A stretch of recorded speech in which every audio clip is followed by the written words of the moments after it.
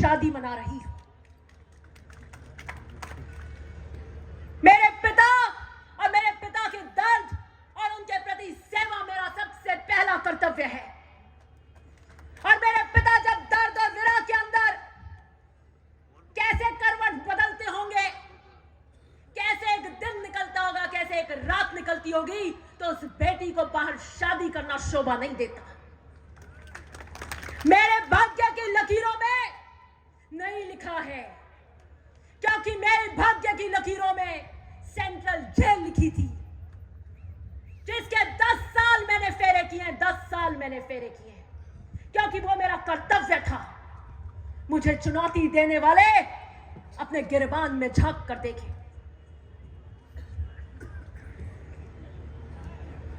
शेरनी की तरह चुनाव लड़ूंगी।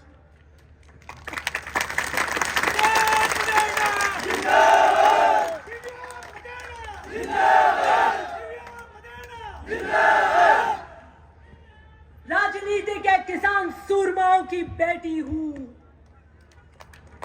महिपाल मदेना की बेटी हूं, शेरों की बेटी शेरनियाई होंगी।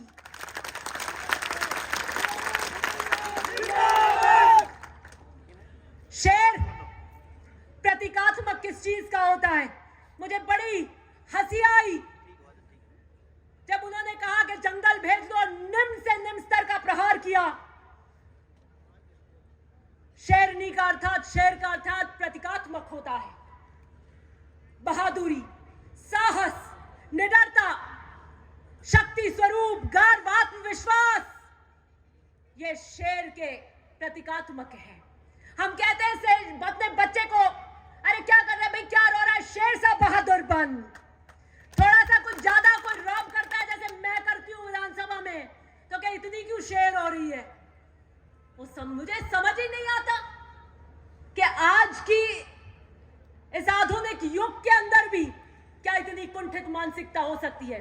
हमारा राष्ट्रीय प्रतीक अशोक स्तंभ, उसमें भी 4 शेर हैं, 4 शेर।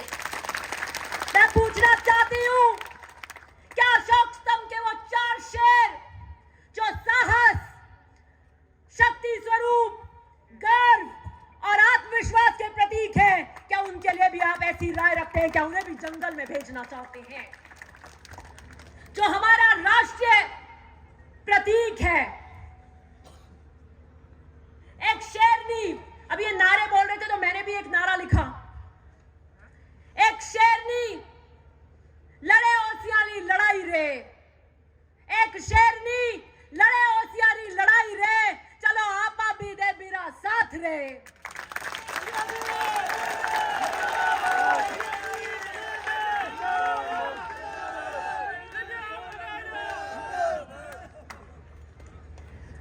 शेरनी भूखी है, शेरनी प्यासी है, शेरनी को जंगल में भेजो।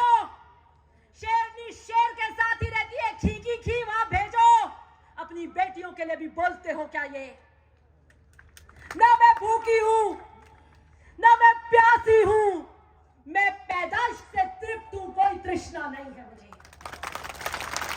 और यही कारण है, इसी तृप्ति के कारण मैंने आसिया को नीलाम नहीं होने दिया या भ्रष्टाचार नहीं होने दिया।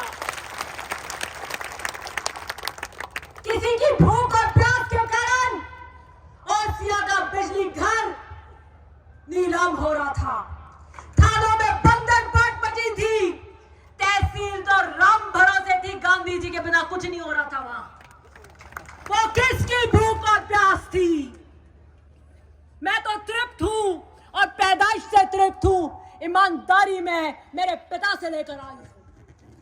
और बीजेपी का भी आम व्यक्ति ये कहता है, अनेकों सर्वे होते हैं, सबने एक बात कही, चाहे उन्होंने बीजेपी से लिया हो, कि जो भी कहो एक बात तो कहनी पड़ेगी कि 100% ईमानदार है दिव्या मदेना, 100%। कि हम लोग बीजेपी के सही, लेकिन भ्रष्टाचार नहीं होने दिया, ना खाऊंगी ना खाने दूंगी। ऐसे कालजा फड़फड़ीच करता है अधिकारियों का यहाँ, ऐसे